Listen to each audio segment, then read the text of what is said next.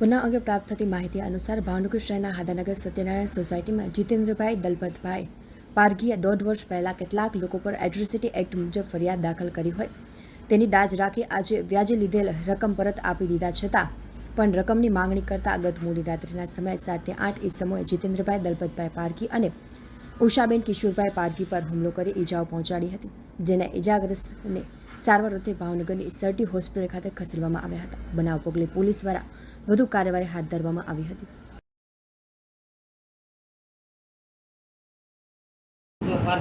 જીતેન્દ્રભાઈ ક્યાં વિસ્તારમાં રહ્યો ને શું બનાવ બન્યો હતો? હાદાનગર સત્યનારાયણ એકમાં રહું છું.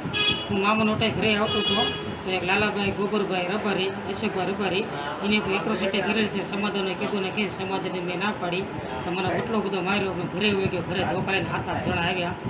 એમાં હતા અશોકભાઈ રબારી, મુન્નાભાઈ ગોબરભાઈ રબારી, લાલાભાઈ ગોબરભાઈ રબારી, એના પપ્પા ગોબરભાઈ હતા.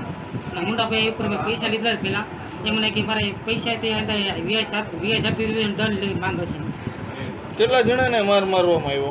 મને માર્યું, મારા ભાભીને માર્યું, પછી મારા મોટા પુને માર્યું, મારા મમ્મીને માર્યું. પૈસા કેટલા લીધા હતા ને કેટલા વ્યાજ? 20,000 રૂપિયા લેતા, 20,000 10% લીધેલા હતા. વ્યાજે આપી દીધું, મૂડી આપી દીધી, દંડ માંગે છે. મોડું થયું નહીં. અગાઉ તમે એટ્રોસિટીની ફરિયાદ કરી છે, એની દાજ રાખેલી છે? એ સમાધાન કહી છે મને 5 લાખ રૂપિયા સમાધાન આપે. સમાધાન ના પડે, સમાધાન હાજી નહીં કાલે નહીં કરો. એની દાજ રાખી એમને માર્યો છે. અને અરજી પાછી ખેંચેલી છે ને એની પહોંચાઈ પડી. અરજી પેલા પાછી લઈ લીધી, સમાધાન કરી અરજી કરી હતી. એટ્રોસિટી કેટલા વર્ષ પહેલા કરેલી? 1.5 વર્ષ થઈ ગયા. 1.5 વર્ષમાં આજે દબાણ કર્યું કે પહેલા પણ કરે? પહેલાથી કરે છે, હું ના પડું છું. પહેલેથી કરે જ છે પણ આવી રીતે માર નતા મારતા. અશોકભાઈ રબારી પીને આવતા, લાલાભાઈ હતા હારે.